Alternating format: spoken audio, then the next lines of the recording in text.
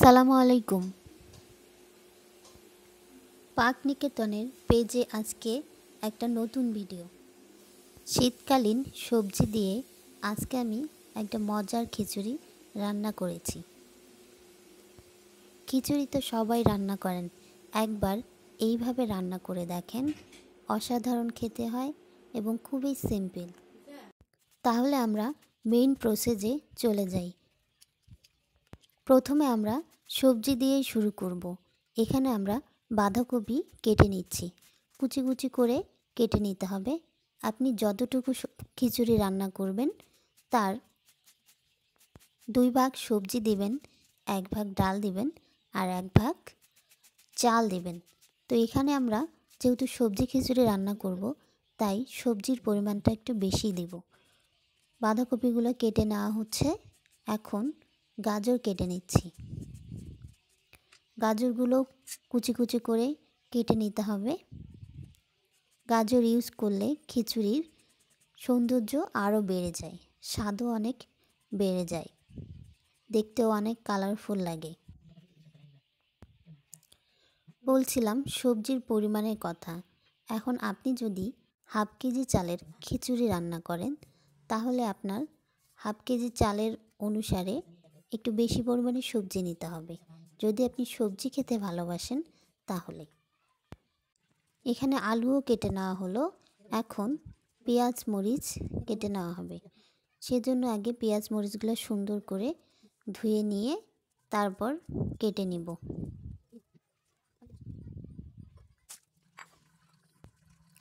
শীতকাল আসলেই এই খিচুড়িটা খাওয়া হয়। আপনাদের কাদের কাদের ভালো লাগে এই সবজি খিচুড়ি কমেন্টে জানাবেন। আর যারা এখনও খাননি এই শীতকালীন সবজি দিয়ে খিচুড়ি, তারা এই রেসিপিটা ফলো করতে পারেন। এখন আদা রসুন ছিলে নেওয়া হচ্ছে, এবার ধুয়ে নেওয়া হচ্ছে। এরপর বেটে নিব।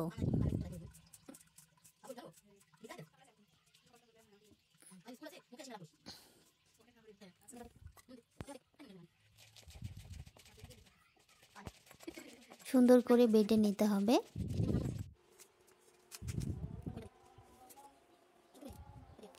এখন আমরা ফুলকপিটাও অ্যাড করে দেব। ফুলকপিটাকে একটু কুচি করে কেটে নিতে হবে, মানে ছোট ছোট করে কেটে নিতে হবে।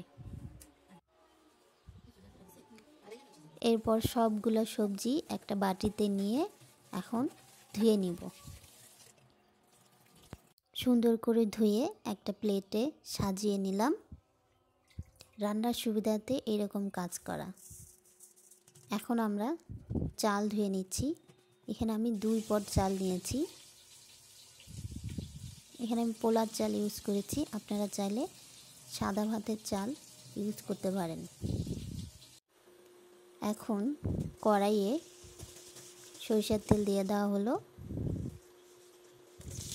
এরপর মরিচ আর পেঁয়াজ কুচি ভেজে নেওয়া হবে। একটু ব্রাউন কালার হওয়া পর্যন্ত ভাজতে হবে।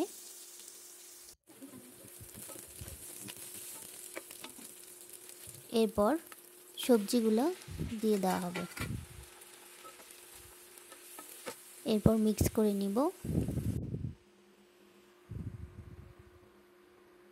এখন সবগুলো মশলা অ্যাড করব এক এক করে। প্রথমে দিলাম লবণ, এরপর হলুদ গুঁড়ো,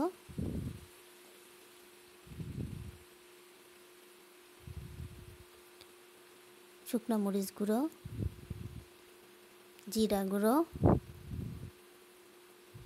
গরম মশলা, সুন্দর করে মিক্স করে নিতে হবে। এখন দেওয়া হলো আদা রসুন পেস্ট, হালকা একটু ভেজে নিতে হবে। এরপর আমরা ডাল দিয়ে দিলাম।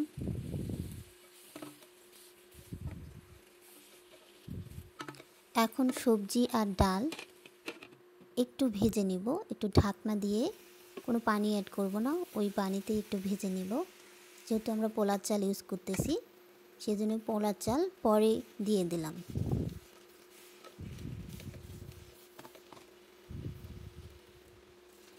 এখন পানি অ্যাড করে দেব। পানি আমি পরিমাণ মতো দিয়েছি, যেহেতু 2 পট চাল নিয়েছি। পানি আমি 4 পট চালের জন্য আর 6 পটের মতো পানি দিয়েছি। সবজি আর ডালের জন্য 2 পট দিয়েছি। এই তো আমাদের খিচুড়ি প্রায় হয়ে যাচ্ছে। সিদ্ধ হয়েছে কিনা একবার চেক করা হলো।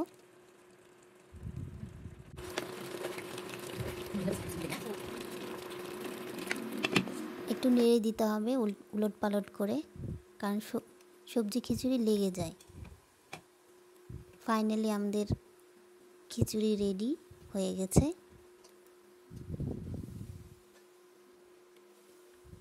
খাওয়ার জন্য খিচুড়ি রেডি। কে কে খিচুড়ি খেতে ভালোবাসেন কমেন্টে জানাবেন। খেতে অসাধারণ হয়েছিল, দেখতেও অনেক সুন্দর হয়েছিল, মাশাআল্লাহ।